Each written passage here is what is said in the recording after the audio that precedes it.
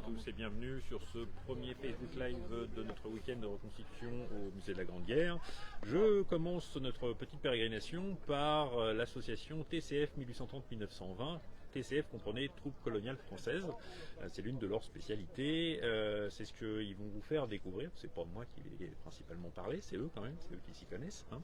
Et vous allez donc voir ces troupes très spécifiques, à commencer par un homme qui est là et qui va vous expliquer ce qu'il a sur lui. Je vous laisse vous présenter et présenter ce que vous avez comme uniforme et comme équipement. Eh bien bonjour, donc je suis un sergent du 4e régiment d'infanterie coloniale. Donc comprenez par là, donc c'est l'ancienne infanterie de marine, ancienne nouvelle, puisque à partir de 1901, l'infanterie de marine est rebaptisée infanterie coloniale, puisqu'elle va appartenir à présent à ce qu'on va appeler l'armée d'Afrique. Et à partir de 1962, quand les dernières possessions françaises d'outre-mer vont redevenir la fin de la colonisation, dans ce cas-là, elles vont redevenir troupes de marine. Alors, donc, l'armée d'Afrique comprend aussi bien les troupes de marine, rebaptisées troupes coloniales, donc c'est tous les métropolitains qui vont être enrôlés pour servir dans la marine, à l'époque, puis dans l'armée de terre, comme étant l'infanterie envoyée en OPEX. Ni plus ni moins, c'est l'infanterie qui va être projetée sur les théâtres d'opérations extérieures, donc par exemple Madagascar, la Chine par exemple.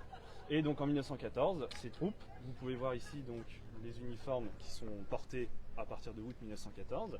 Donc on est loin de l'uniforme du pantalon rouge, puisque là donc l'infanterie est beaucoup moins voyante.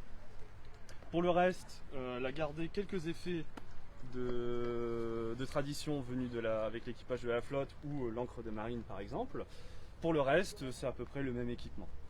À partir de 1916, donc l'infanterie va s'uniformiser, donc elle ne va plus avoir la spécificité des couleurs, mais va donc passer, comme tout le reste de l'armée française, en bleu horizon. Mais elle va quand même garder quelques attributs, notamment par exemple l'encre de marine, voilà, qui est en gros la dernière tradition qui lui restera. Dans l'armée coloniale, l'armée d'Afrique, nous avons l'artillerie coloniale. Donc ici vous avez deux beaux exemplaires de la tenue que pouvaient avoir ces soldats en 1914. Et donc ici d'autres soldats en bleu horizon. Et bien entendu, que serait l'armée d'Afrique sans ces zouaves, bien évidemment. Je ne vais pas le faire. Et donc à ça, il y a d'autres régiments qui pourraient exister, par exemple les Spahis, les tirailleurs algériens, marocains, la Légion étrangère font partie donc de ce corps d'armée. Très bien. Alors, vous avez quand même pas mal d'équipements et de choses différentes sur votre campement. Je vais me permettre de montrer monsieur qui est en officier, parce que c'est un peu particulier, marine aussi, mais vous remarquerez qu'il a quelque chose autour du bras, qui vous laisse comprendre ce que c'est sa fonction. Je vous laisse expliquer la spécificité. Donc la spécificité, effectivement, c'est le service de santé des troupes de marine au final, donc troupes coloniales. Alors particularité, normalement la tenue est relativement classique, sauf le pantalon, effectivement. On garde la tradition des troupes de marine avec le pantalon bleu foncé, avec le passepoil rouge, indiquant l'appartenance au service de santé. Et alors particularité, c'est ici au niveau des boutons, normalement, on doit avoir donc des boutons avec l'insigne du caducée. Or, les officiers médecins qui étaient affectés dans les régiments de marine, donc de troupes de marine, troupes coloniales, donc, gardaient volontairement des boutons avec ici l'encre de marine, justement pour montrer leur appartenance au régiment des troupes de marine, troupes coloniales. Très bien.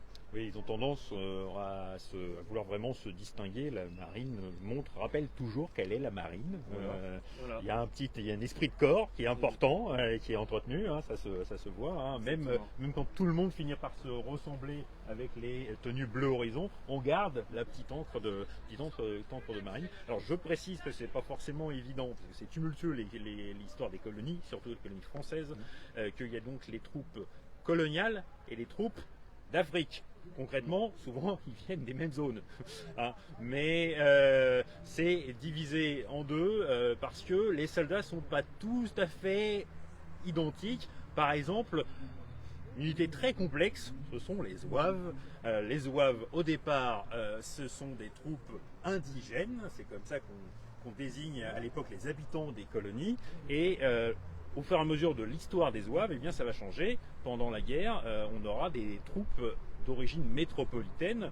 La spécificité des zouaves, c'est que un certain nombre de personnes d'origine française vivent dans les colonies et ils intègrent à ce moment-là les zouaves.